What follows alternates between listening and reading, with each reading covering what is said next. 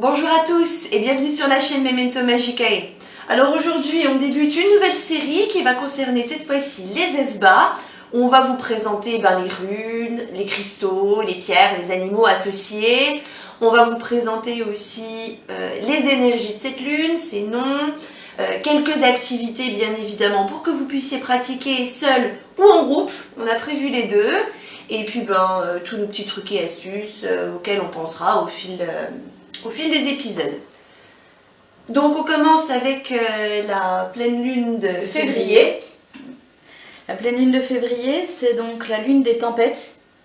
Principalement. Principalement, oui, parce que c'est la période où tout recommence à bouger, en fait, tout simplement.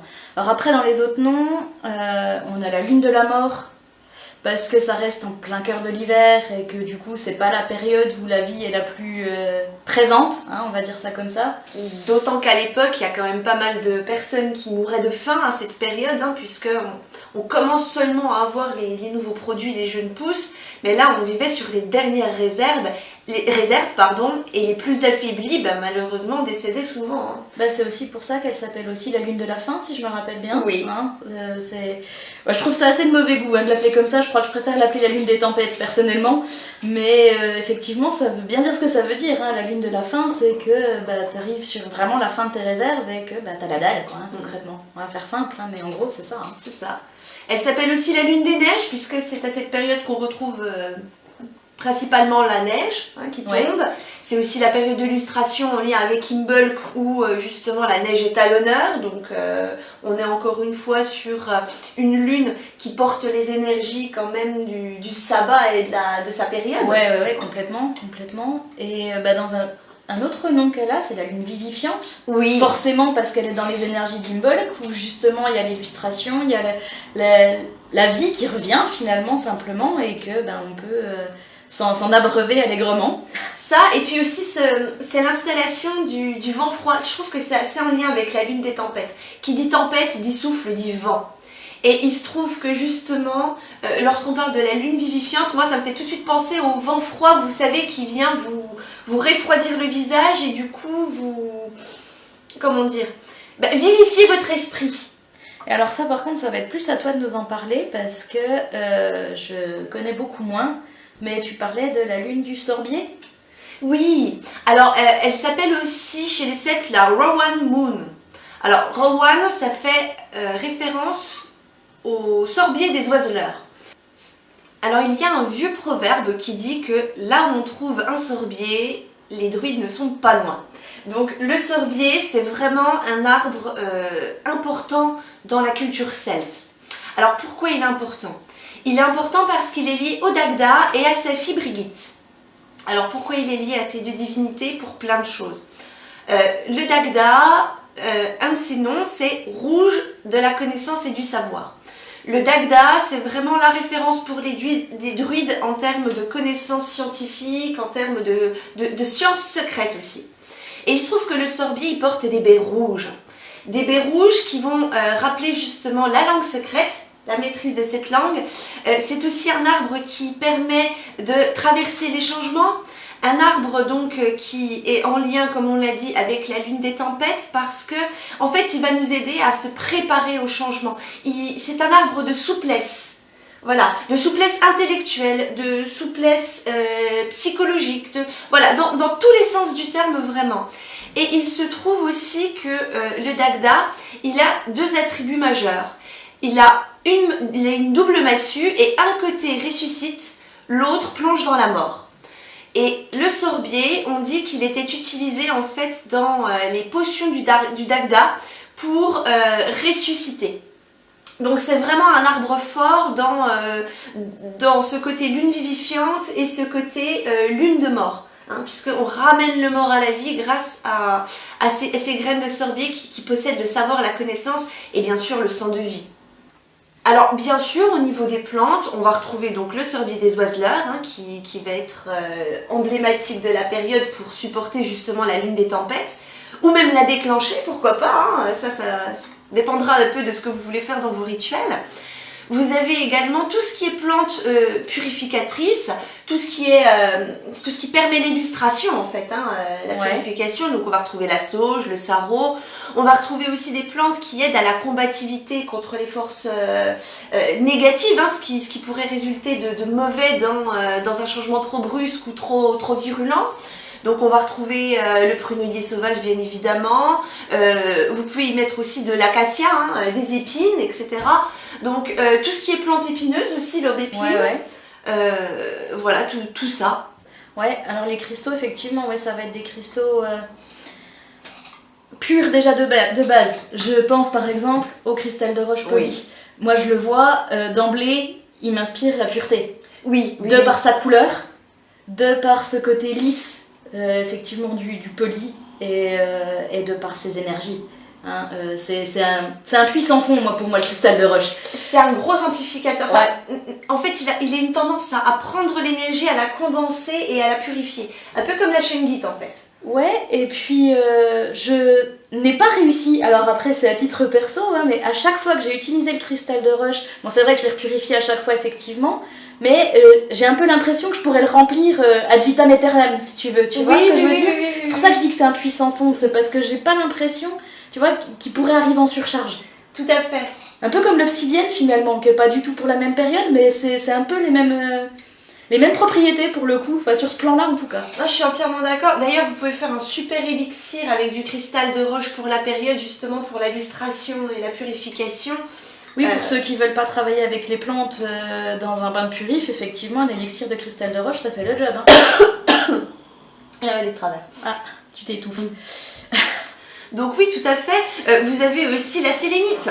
Alors là, moi je l'ai en gros morceaux. Elle est magnifique. J'ai récupéré à Gérardmer. Voilà, superbe. Et bien évidemment, sélénite de Séléné qui représente la lune. Oui. Donc là, on est sur de la puissance lunaire en bas. Vraiment. Au sens du terme. Au sens littéral. Donc pareil, avec la sélénite, vous allez pouvoir justement vous connecter facilement en fait aux énergies lunaires. Et c'est pareil, ça se marie très bien avec le cristal de roche. En fait, ça amplifie les choses. Donc ça les condense et en fait, selon le sens du bâton, ça va la rediriger dans un sens. Donc c'est vraiment très intéressant. Pour ça, il suffit simplement de la tailler en pointe et puis elle suivra la direction de la pointe. D'accord. Donc voilà, ça c'est la petite astuce sur cette pierre que j'affectionne aussi tout particulièrement. Vous pouvez aussi en faire de la poudre facile. Vous voyez, là je passe le doigt, j'ai du blanc au bout. Donc pareil, ça se fait très bien en élixir, en dessous de l'oreiller, partout pour cette période, pour justement capter, pareil, ça c'est un de mes projets, justement c'est de la faire en forme de bâton pour capter l'énergie de la lune, la charger en fait à l'intérieur et ensuite la reverser dans une potion ou un objet que sais-je. Et ça, je sais que ça va faire partie des prochains travaux justement qu'on va faire nous en Coven, quoi. Ouais, ça pourrait être intéressant, c'est vrai. Ah ouais. Dans les pierres, alors là on va attaquer peut-être une de mes préférées à moi. Celle-ci, la labradorite. Alors la labradorite, je l'adore. Pourquoi ? Parce que vue d'ici, elle vous paraît toute grise, toute terne, toute ce que vous voulez. Et quand vous la bougez un peu, elle a des bleus, des verts magnifiques, un peu qui rappellent les plumes de Pan. Oui. J'ai toujours un peu vu les plumes de Pan, moi, dans une labradorite. Moi, j'y vois des aurores boréales. Mais voilà, chacun ses goûts. Voilà. Mais oui. Mais ça a vraiment un côté mystérieux par définition, en fait. Pour moi, elle est mystérieuse de base, cette pierre. Oui. Parce que la couleur change, parce que la forme peut prendre, elle peut prendre toutes les formes possibles et imaginables.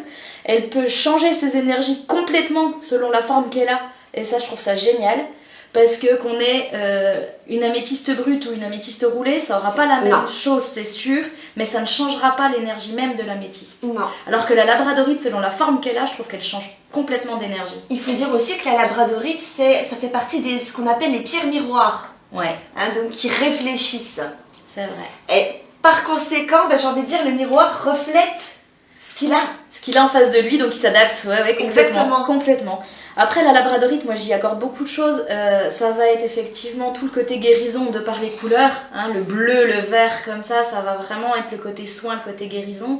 Mais par ce côté mystérieux, moi je sais que je l'utilise beaucoup quand je sens une baisse de pouvoir, une baisse de forme ésotérique.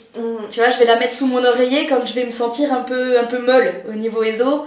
Et ça va me relancer, quoi, alors, si tu veux. C'est pas étonnant parce que on dit que la labradorite donc, est une pierre de protection par son effet miroir, mais en fait elle a un fonctionnement tout à fait particulier, c'est-à-dire qu'en fait elle va avoir tendance à, comment dire, je rassemble mon idée, elle va emprisonner en quelque sorte ce qui est bien, elle va empêcher en fait une diffusion. Ouais. Voilà, donc quand on lance, par exemple on est malade, hein, on va aller voir un guérisseur, le guérisseur il va se prendre en fait des ondes que nous on dégage. La labradorite elle empêche ça. Donc elle a ce côté confinement et en fait elle va reprendre ce qui confine puis elle purifie. Ouais, voilà. Ouais. Donc voilà, elle réfléchit mais d'une manière un peu particulière.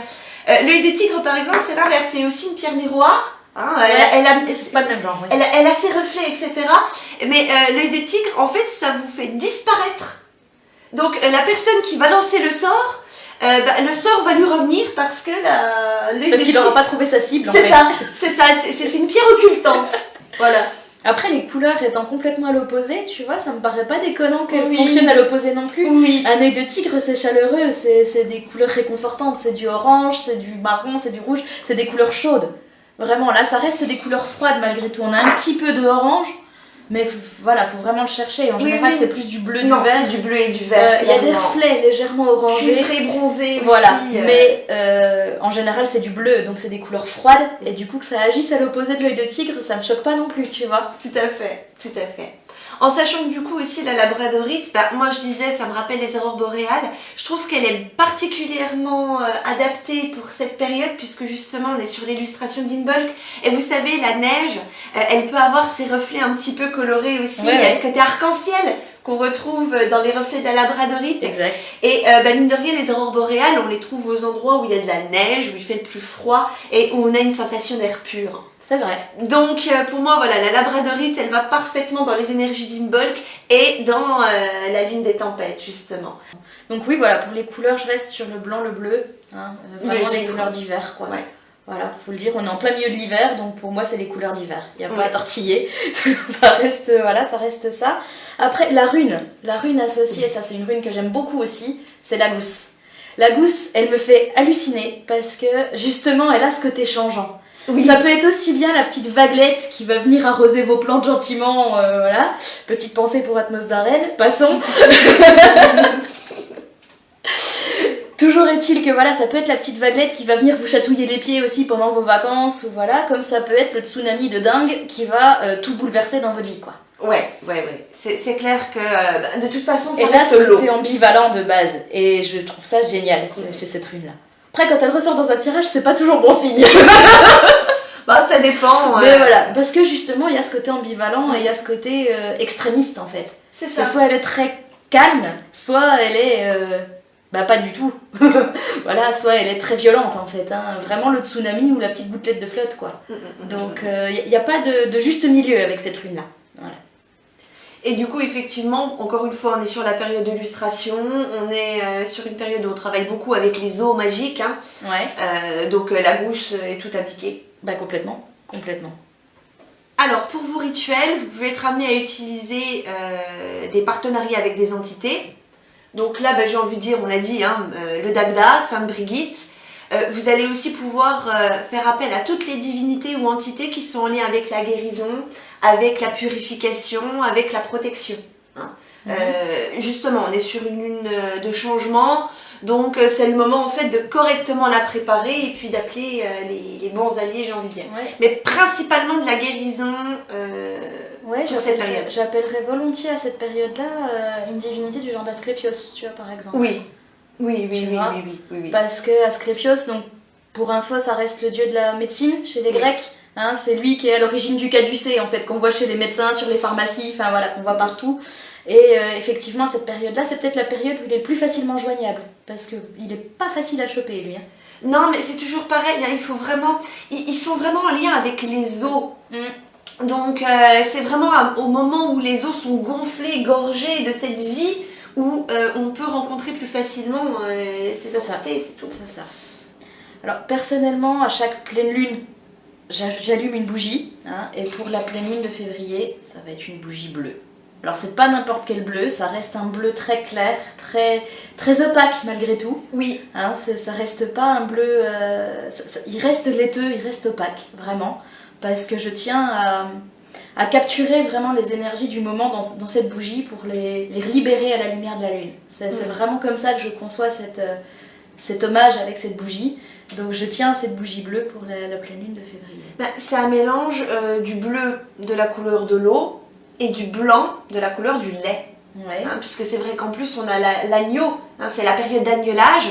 Donc c'est le moment en fait de consommer du lait et de faire les libations de lait aussi. Hein. Moi je sais qu'à cette période, Sainte Brigitte, elle a ses libations de lait chaque année. Ah bah oui, complètement. Donc effectivement, puisque t'es netteuse, c'est le côté nourricier aussi, hein, qui montre que la faim se termine. C'est ça, qu'on arrive au bout de la période la plus dure finalement. Ce sont les derniers soubresauts. Pour vraiment aller sur une période plus riche. Plus sereine, plus vivante. Ouais, aussi, ouais. Dans les énergies du coup de cette pleine lune, c'est clairement des énergies de renouveau. C'est-à-dire que là, vous allez pouvoir, comme on vous le disait pour Imbolc, ou comme on vous le disait sur notre vidéo sur la purification, vous, purifiez votre maison, purifiez votre matériel, ça on est d'accord.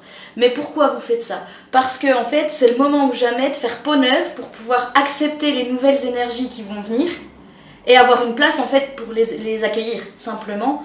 Et mine de rien, c'est aussi la période où personnellement je fais mes nouvelles résolutions. Non, je ne les fais pas au nouvel an. Voilà, je n'ai jamais rien fait comme tout le monde, je vois pas pourquoi je commencerai aujourd'hui. Toujours est-il que voilà, moi je l'ai fait à ce moment-là parce que je profite de la lune des tempêtes pour qu'elle me mette des coups de pied aux fesses. Oui. Simplement parce que j'ai déjà remarqué, j'ai essayé de les faire au 1er janvier comme tout le monde, ça ne réussit pas parce que je n'y tiens pas. Alors que si je le fais pendant la pleine lune des tempêtes, les tempêtes me filent les coups de pied aux fesses nécessaires pour que j'aille au bout de mon idée. Oui, c'est vrai qu'en plus, on peut imaginer la tempête, justement, elle a un objectif, elle va dans une direction. Donc, l'idée d'un SBA qui se passe pendant la lune des tempêtes, c'est de fixer un objectif et de dire à la tempête « tu vas mettre là-bas !» Voilà. Donc, degré ou de force, on finit par y aller. C'est le chemin de Rome. Ok, effectivement, ouais, c'est vrai que... Voilà. Moi, je l'ai toujours utilisé comme coup de pied aux fesses, j'ai jamais pensé à l'utiliser comme soutien. Mais c'est vrai que ça peut être une idée aussi, c'est peut-être plus délicat, voilà. C'est peut-être plus doux comme méthode. Ça porte jusqu'à ce que la tempête n'ait plus d'énergie, hein. Il y a un moment, il y a un moment donné, il faut quand même te mettre à pédaler, hein, mais c'est vraiment pas mal pour se lancer en fait, hein, pour initier la chose, puisque c'est toujours le démarrage qui est difficile. C'est vrai. Donc là, on se donne un petit coup de vent dans le dos pour un petit élan, pousser comme il faut. Avancer, voilà. Ça se tient. Puis une fois qu'on a pris l'habitude, ça va tout seul. On n'a plus besoin du vent dans le dos. Ça marche, ouais, moi je conçois complètement.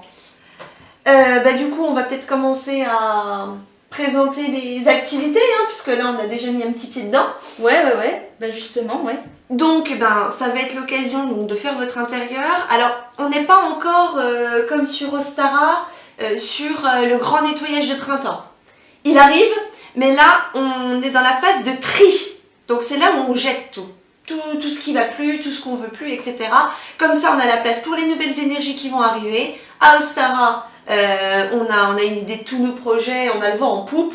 Et c'est là où on fait le grand nettoyage de printemps, histoire de vider tout ça. Alors, dans les activités à faire tout seul, c'est vrai que ça se recoupe un peu avec Imbolc, mine de rien, mais ça reste une continuité, si vous voulez. Pour moi, ça reste vraiment dans le move, dans le move du moment. C'est à ce moment-là que je vais faire bénir le reste des bougies que j'ai fabriquées entre Imbolc et justement la pleine lune. Elles n'ont pas pu être bénies à Imbolc parce qu'elles n'étaient pas créées, du coup je vais faire bénir à ce moment-là.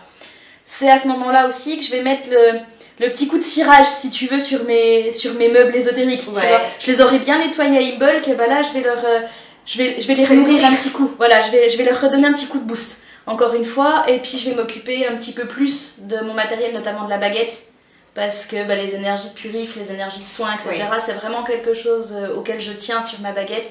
Donc là, je vais m'attarder plus sur ma baguette plutôt que sur tout mon matériel de divination, comme je le fais sur Imbolc. Totalement, totalement. Alors en sachant aussi que du coup, on a dit que le Dagda représentait le savoir, on a dit aussi que le sorbier était un arbre celte célébré justement pendant cette période. Hein. Et du coup, vous allez pouvoir créer des encres alchimiques spécialement conçues pour écrire, par exemple, votre langue de pouvoir à cette période. C'est vraiment la nuit pour le faire. Ok. Donc là, j'ai envie de dire, libre à vous sur les ingrédients que vous allez mettre dedans. Moi, je vous recommande fortement de mettre quelques baies de sorbier des oiseleurs si vous en avez, ou ne serait-ce que d'utiliser l'écorce de sorbier ou du bois pour tremper votre encre et écrire dedans. Ouais, aussi. Hein. Parce que, encore une fois, hein, le sorbier, c'est la langue secrète. Le sorbier des oiseleurs, donc, Louis, c'est vraiment lié aux runes. Et runes, ça veut dire mystère, secret, connaissance, langue sacrée, etc. Donc il y a vraiment tout ce travail avec l'écriture et la consignation des événements. Des connaissances. Voilà, des connaissances. Donc c'est vraiment une période propice pour ça. Vous allez pouvoir aussi, alors ça moi je l'ai fait, hein. Voilà, bon un petit peu à l'avance, mais là ça va être le moment de confier mes cheveux coupés au vent. On dit lune des tempêtes. Je vous l'ai dit tout à l'heure, qui dit tempête dit vent, et le vent, c'est le vent des changements. Donc, pour bénéficier des changements, vous allez reprendre donc quelque chose de passé, de vieux à vous, qui vous représente, donc les cheveux, voilà. Non seulement la coupe de cheveux, ça vous fera du bien, parce que c'est à cette période où les cheveux en ont le plus besoin, hein, c'est là où ils vont se revivifier, justement. Ben ouais. Hein. On bénéficie justement de la lune vivifiante sur les cheveux. Vous récupérez donc les cheveux qui sont coupés et vous les confiez au vent en lui demandant d'emporter loin de vous tout ce que vous voulez jeter dans vos comportements, vos habitudes, vos manières à ce moment-là. Donc voilà, ça c'est un rituel très simple à faire. Oui, c'est vrai que c'est pas idiot. Qui a double usage parce que ça, voilà, la lune va vraiment aider à refortifier les cheveux et en même temps c'est vraiment votre substance, ce que vous avez été pendant l'année que vous allez couper. Donc c'est vraiment l'idéal, quoi. Alors pour les activités de groupe, on est sur une période donc de bénédiction aussi, hein, mine de rien. Imbolc, c'est la bénédiction. Ouais. La lune des tempêtes est l'apport des changements. Et en Coven, on va avoir très vite qui vont arriver, notamment au niveau d'Ostara, Beltane, etc. Des cérémonies, j'ai envie de dire, les dédicaces, les baptêmes, les handfasting. Donc qui vont être des nouveautés apportées à la vie. Donc c'est le moment en fait de créer des capes blanches hein, qui vont représenter la purification, l'innocence, la bénédiction, l'humilité aussi. Hein, l'humilité qui est nécessaire lorsqu'on fait nos ce genre de cérémonie. Voilà. Complètement. Donc en Coven, ça va être le moment en fait de coudre les capes et de les laisser bénir à l'énergie lunaire en fait, pour avoir ces énergies de changement et avoir une bénédiction dans ces changements, pour que ces changements soient favorables. Donc c'est des capes que vous allez utiliser éventuellement pour couper vos plantes. On l'a dit pour les dédicaces, pour recouvrir les nouveaux membres qui vont rentrer dans le groupe, ou ne serait-ce que pour réénergiser aussi le Coven, puisque souvent on a une énergie qu'on crée hein, qui est en lien avec le Coven. C'est le moment de l'entretenir et de lui apporter un petit coup de neuf, hein, de la purifier elle aussi. Elle a passé une année riche en plein de choses. Hein. Elle a supporté les coups de colère, les fatigues, les chagrins, les joies. Donc c'est le moment de tout remettre à neuf grâce à ces capes blanches, quoi. Et puis d'une certaine façon de réharmoniser aussi, parce qu'un Coven c'est un groupe, certes, mais c'est un groupe plein d'individus. Et quand l'énergie d'un individu commence à prendre le pas sur celle des autres, ça devient compliqué. Donc c'est aussi une façon de remettre tout le monde au même niveau, simplement. Et de faire en sorte que les énergies des uns n'empiètent pas trop sur les énergies des autres. Voilà. D'où le blanc aussi, qui permet de le faire sans descendre celui dont l'énergie a pris plus de place, parce que c'est pas forcément de sa faute, déjà. Basiquement, comme c'est pas forcément de la faute de celui qui en a pas, de pas l'avoir, hein. Donc de remettre tout le monde à zéro sans critiquer personne en fait, et sans viser personne. C'est ça, voilà. C'est ça. Et puis bien évidemment de consigner en fait tout ce qui est savoir secret, hein, cette fois-ci qui est dédié au Coven grâce à l'encre que vous aurez faite. Un autre genre d'activité qu'on peut faire en groupe, c'est tailler des baguettes. Oui. Tu nous as parlé du sorbier un certain nombre de fois dans cette vidéo. Bah, du coup, des baguettes de sorbier, c'est pas mal comme idée. C'est pas mal comme idée parce que c'est des baguettes qui vont permettre le soin énergétique, qui vont permettre aussi du coup de se connecter au Dagda ou à Brigitte à l'occasion, accessoirement, et qui vont permettre d'axer sur la guérison. Oui, le sorbier, il est vraiment spécialisé en soins. Donc les baguettes de soins, généralement, elles sont faites, en tout cas pour tout ce qui est thérapie énergétique, elles sont très souvent faites en bois de sorbier. Alors après, on peut aussi l'utiliser pour le nettoyage. Oui. Un petit nettoyage énergétique rapide, un petit tour de baguette, et ça vous purifie une pièce. Alors si chaque membre du coven a sa petite baguette de sorbier, vous vous y mettez à tous, vous faites le tour de votre lieu de réunion, vous allez le purifier en un clin d'œil. Oui, et puis c'est vrai qu'en plus, c'est vraiment une activité de groupe pour moi, parce que c'est vrai que le travail des baguettes, que ce soit pour les faire tout ça, c'est long. C'est galère, oui. Et en plus, ça nécessite donc de correctement les défaire de leur écorce, ça demande de graver des runes, ça demande de réciter des incantations. Donc c'est vraiment l'occasion en fait de se répartir correctement les tâches. Oui, en fonction des affinités de chacun, en fonction des préférences de chacun. C'est ça. Et puis vraiment de mettre un petit bout de l'énergie de chacun dans la baguette, quoi. Si vous faites une baguette pour chaque membre du groupe, finalement elle contiendra un peu du groupe pour chaque individu, quoi. Alors on va vous donner aussi une potion. Alors je vais reprendre mon anti-sèche parce que je la connais pas par cœur. Donc l'idée, encore une fois, on est sur une lune des tempêtes, des changements, on est aussi sur une période lustrale. Donc l'idée c'est de faire une autre guérison des blessures psychiques. Pourquoi? Parce que la lune des changements, donc, elle va bousculer tout ce qui est introspection. Ouais. Parce que c'est vraiment les derniers soubresauts, dernier moment pour secouer le cocotier. Donc une eau qui va aider justement à travailler sur les blessures psychiques. Alors non, c'est pour les guérir, mais en faisant le travail d'assainissement, j'ai envie de dire. C'est-à-dire que ça va vous faire travailler pendant la lune des tempêtes sur les motifs de blessures pour pouvoir les guérir. Vous allez les désinfecter, quoi, dans un premier temps. C'est ça, voilà, c'est désinfecté. Donc, alors, dans mon autre guérison des blessures psychiques, je mets une eau macérant donc à la pleine lune jusqu'à la nouvelle lune. C'est-à-dire qu'on prend le maximum jusqu'à changer complètement l'énergie pour se débarrasser donc de cette plaie. Donc, c'est un peu comme tout, faut que ça brûle et puis que ça pique au début pour que ça aille mieux.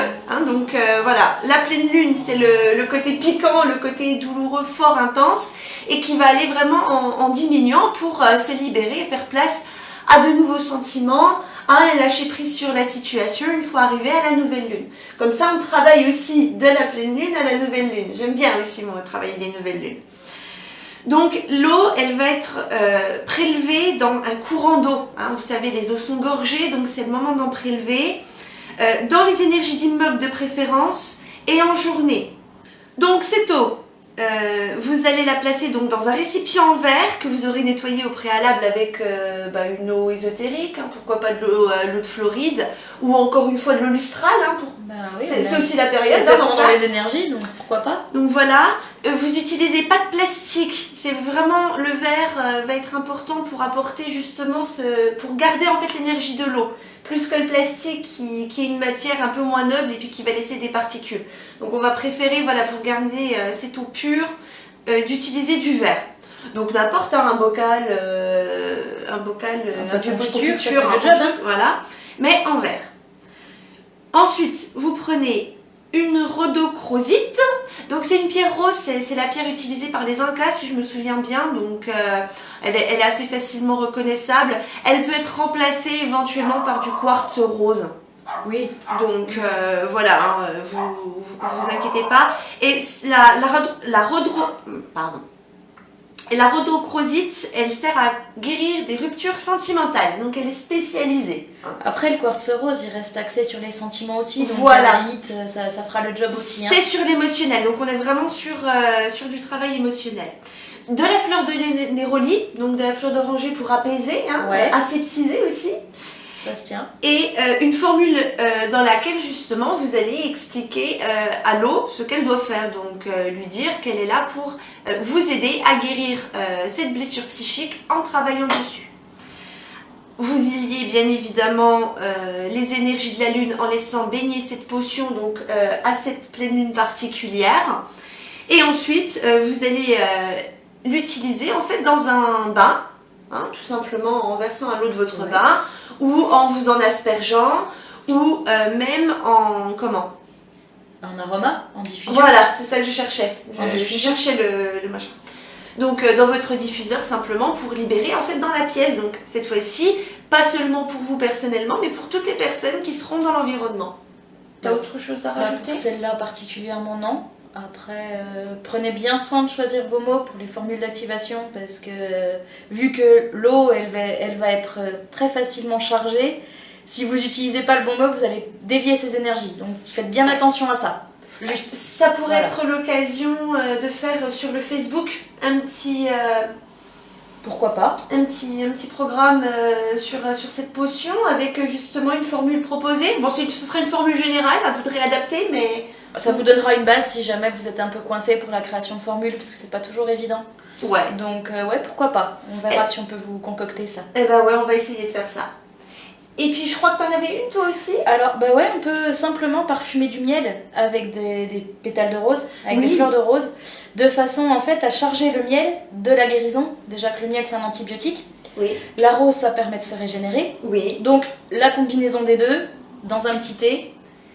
Voilà, ça va permettre de charger la guérison en fait à chaque gorgée que vous allez avaler. D'accord, donc voilà. En fait c'est vrai la régénérescence donc à la nouvelle lune une fois qu'on a appliqué dans l'eau du bain.